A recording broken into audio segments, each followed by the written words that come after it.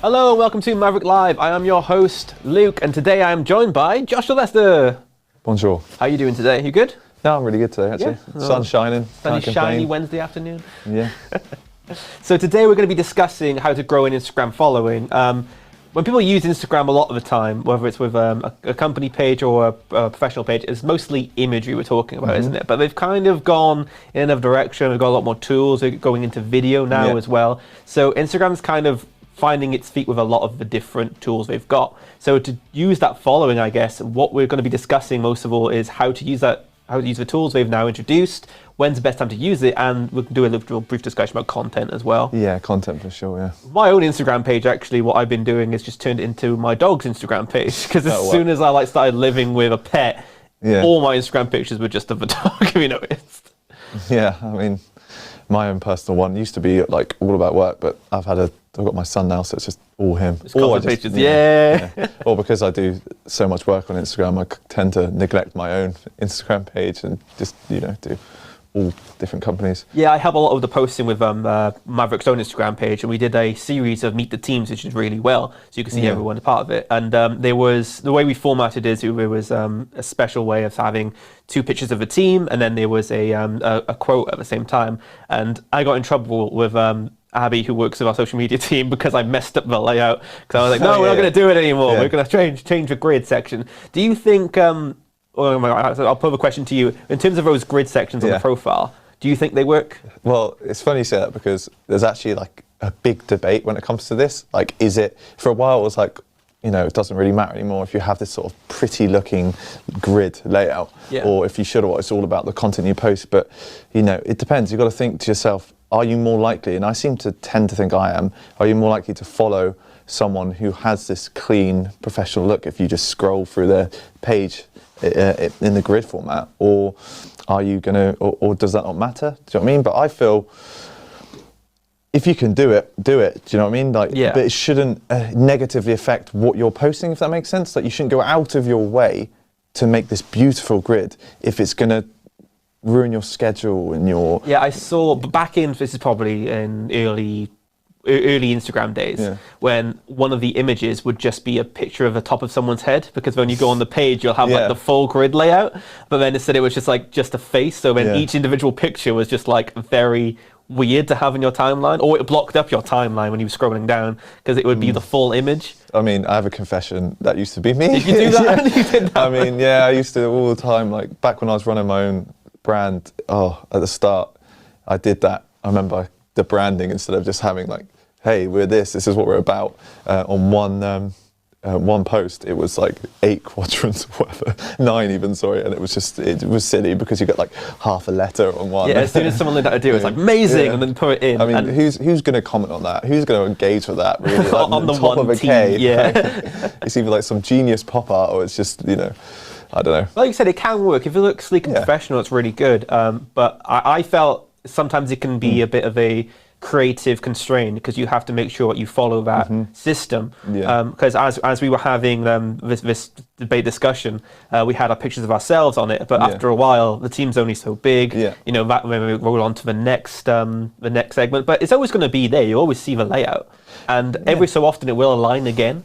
So it's not like it's just completely just messed everything up. No. I just want to say, but it's interesting to see how people view that as someone coming in fresh to the page. So say they just found one post. Definitely, in my opinion, I think wouldn't worry about the grid as much. I just think it's all about your content. Don't worry about if the grid looks amazing. It's good. Obviously, you should be having your brand colors there. You've got the layout you're going to want to do, but don't worry so much about the grid. Do not let that affect your posting, your scheduling. That's the main thing. As a looks platform, I'd say, we say branding is most important. I'd say as long as all your posts seem recognizable and undeniably you, then you'll say, oh, okay, that's definitely their post, and they'll enjoy it. So I agree. It's like grid ways. Yeah, like for example, like when we're talking about that, like my advice would be like, if you've got a company, obviously you've got your branding, you've got your brand colors you can stick to, which will give you this sort of overall sort of like a uniform look through your whole Instagram, regardless of the grid or not. And like you can even do that if you're doing, say, you are a personal trainer or something like that, you can have this sort of the same brand colored look in a sense by the way you pick a filter. You know, you can have the same edit through everything. You have this sort of cohesion, and I feel like that's almost the same way of laying out this beautiful grid. If you have this huge cohesion of what color and what tone you're setting, I feel that's a massive boost to. Yeah, it looks good. It shows that people are actually like paying attention to what they're posting or how their page looks, and it gives that feel like someone cares about the profile. I feel like I will follow a profile if I know it's more active and it shows that someone's actually caring about what they're posting. I think that's a good way of starting our conversation about growing an Instagram following, is to make sure that your page looks loved and make sure it looks like you care about it and you're being consistent with your branding and your posting. But I don't think Instagram posts themselves are actually Instagram's top priority anymore. Because we talked about the tools going forward. You can't even post a normal post by pressing like the middle button anymore. It's now on the top right on the home page. And I remember when the big changes happened. I remember I was like, wait, how do I post a story again? It used to just be like, wait a minute, I can't just... what was all this new stuff? But yeah, they've essentially with Instagram, you'll tend to find that when this new next social media comes, like, I know TikTok's been around for ages, but when it really bursted onto the scene, they're like, we got to do something like this. So they're like Instagram Reels, you know, like they have to, it's always something similar to that. But, you know, they're trying to keep it all in one place. And I think it can only be a positive thing. It's an easier way of growing your following.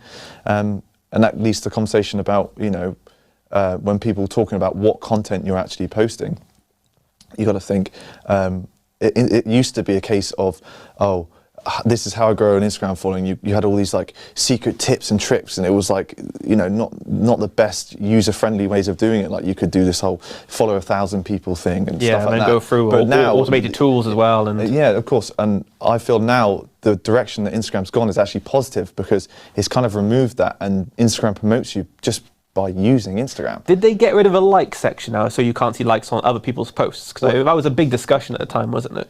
Well, I don't know if they have. I don't think they have. Like it depends. I think you might be able to set that or whatever. But yeah, I don't think they have. I'm not quite sure. It was either a discussion we might to do it, or you can see your own likes, but people on coming into the profile can't see their likes beforehand. You definitely can see it. They've like minimalised it down, so it's not like, I remember back in the old days it was like this big long number, and then they made it smaller and smaller to like 1.1k and blah blah blah. Yeah, because otherwise it would look kind of like mad. You definitely can set it to have it or not. It's like with the YouTube subscribers, you can show it or not, or followers, you can show it or not.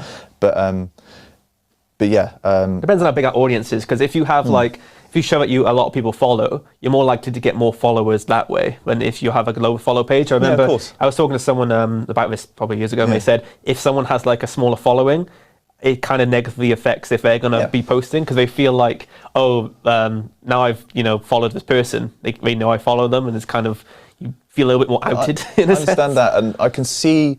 You can't blend into the crowd. Yeah, I can see from the perspective where it's like, oh, if it's got a big following, you're more likely to be like, oh, I'm going to follow them, like because it's a big company or it's an influencer or whatever it may be. But I still think when it comes to content itself, you got to think of it when you're posting, creating content, is what value are you bringing to your audience, and what's going to make them want to engage with it or share it. That's when you should always be thinking, like when we were talking about. Yeah, whenever I think of content, it's like, would I want to see this on my feed? How much would I want to see this on my feed? Is this the type of stuff which would be engaging for the audience in a sense? No, you're right. Like, I feel like it's almost like it's like evergreen content is always there. It's never going anywhere, and it's almost like a reference point. People can go back and look at stuff. And for say you're a business, it's the best way of doing it is to really think about the value of what you're posting. Like, yes, okay, you can try and go viral or whatever it is, but if you're trying to create a community and build a following that is helpful to you and benefits them as well, you want to have value in what you're posting. That should be your number one priority, and that will prompt people to share it to their stories and all the big stuff that's going to really get you out there to a new audience. Yeah, one of the biggest issues I think companies have is the frequency of their posting, because a lot of the time if they don't do it enough and it's not good enough, then they're not going to build that audience they want. And it can be tough, because a lot of people struggle with creating content. If you're a business trying to sell via content, we've got a free webcast all about it, which is probably very essential to you, because you understand more about your offering, you understand your value, and understanding that makes content a lot easier, I would say, because you know what your prospects are going through, what people looking at your profile are looking for you. Like if it's advice, if it's news, you can kind of generate, okay, so this is the area I need to be in, and you can create better content just by understanding that.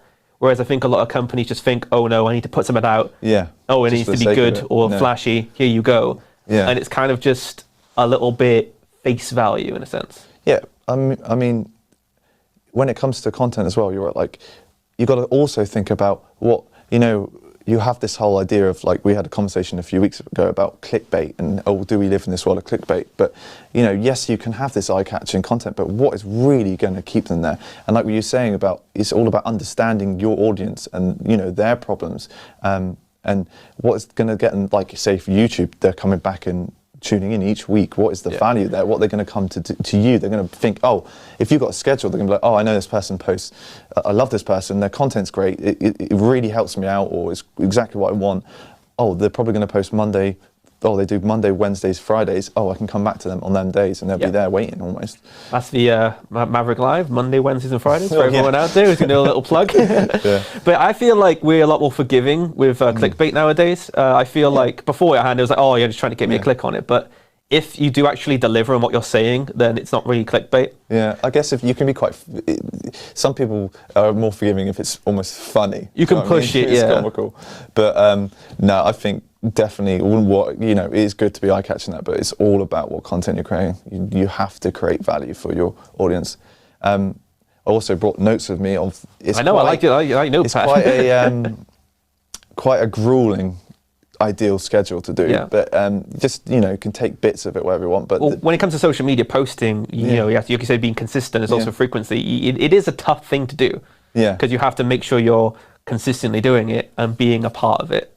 Yeah, of course, and I'll often get asked what is the perfect ideal posting schedule for Instagram, and after researching a lot and from my experience, I feel like I've come up with what would be ideal, but it still seems like it would be a lot for someone to do. It's a full-time job for many people. Of course it is, but as long as you're attempting as much as you can to do this, I think you're going to start seeing returns in audience and your growth and your engagement.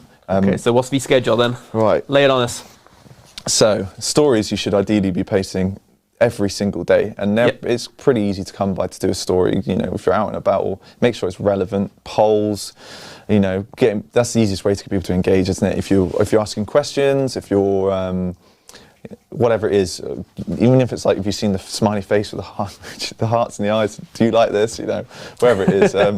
But you can ask questions of your audience. With the feed, generally advise 3 to 5 times a week. You don't have to be doing this every single day on Instagram because you don't want to be just posting to the feed. You also want to be doing, like we talked about, the Instagram Reels, which is their TikTok. Or essentially, but TikTok clone in a sense, but you can't say that, allegedly. Instagram actually come out and said that themselves. Like, you'll have more chance of being on the discovery page, or they'll push you more. They've even said this themselves. If you use the Reels, they want people to be doing these short. I think it's like 15-second videos or whatever. What we'll do is we'll turn this now into a Reel, and then you'll see it straight away. Like 15, and it's a great way of cutting down the important information, what you're trying to get a point in 15 seconds. And if Instagram are wanting to push it, they're more likely to reach this audience they've not seen before. Why not? Instagram TV, for example, once a week, if you can do it. It's the same going live as well, if that's possible. A lot of people confuse IGTV with the Reels. Because what's the difference? Well, obviously one is the longer form of content, like actual shows, because it's meant to be like a TV station on the channel. Whereas Reels is literally just 15 seconds, boom, this is what you get. Yeah, so it's like your little sections. You can, like we said, you could literally just post your Instagram TV and take sections off that Instagram TV and put it on Reels. Like, it's as simple as that. And it seems to, from recently really looking into this, it seems the best way when it comes to Reels to post is to have this content, the engaging content, which you've really thought about when you're doing it, because it's not like with TikTok, you get like lip syncs and and all this that seems to go viral. Yeah, you get the tools kind of with TikTok. It gives you the trends in its sense. Yeah. You just try them out, and then they become content that way. Different challenges and stuff like that. But this is why Reels are so effective, because from a business point of view, they're more likely to promote you instead of you doing this whole clickbaity or I'm doing the next big thing to do a reel about. If you're doing your normal content, which and good, you've done well on your feed and you're translating it into reels, it's going to be much more successful. There's one other thing which we were talking about, the Instagram guides. Yeah. Now, it's not like it's essentially, that's the idea. It's supposed to be a guide. It's like evergreen content, but the way you want to look at it is it's a blog post mixed with Pinterest, so it's a lot more visual, I'd say, than a blog post, and it's just a great tool to have there. This is where your data, your infographics can lie. Somewhere you can just do it once a week. Maybe even some brochures if you designed them in the right way, which had your information. As long as it's formatted correctly, you go with it. I'd say that's the ideal schedule.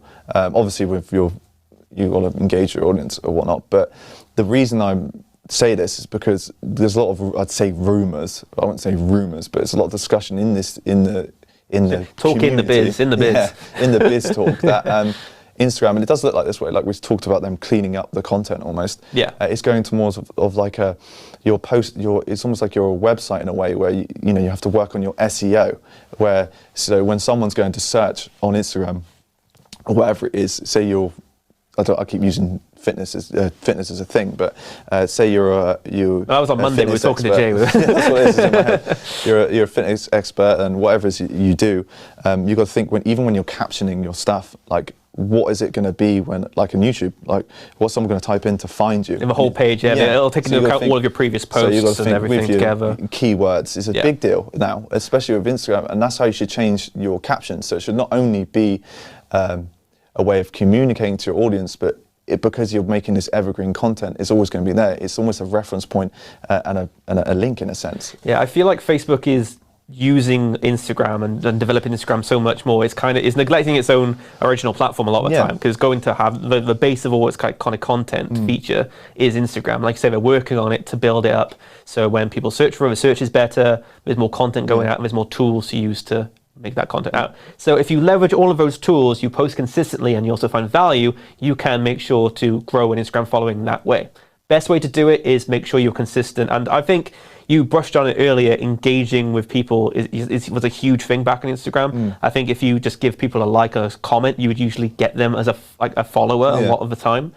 So obviously following the right hashtags, engaging with that audience can be a big deal as well. And just creating value is the number one to growing a following. You have to create this value for your audience. Fantastic. Well, thank you for coming down, Josh. Thanks for having me. And thank you for watching Maverrik Live. If you enjoyed this, I'm going to say this show. If you enjoy this show, don't forget to follow us. We are on Instagram, amazingly. And we're on Twitter, LinkedIn, YouTube, and wherever good stuff can be found, we are there. And thank you once again for coming down, Josh. This has been Maverrik Live. Have a great Wednesday afternoon.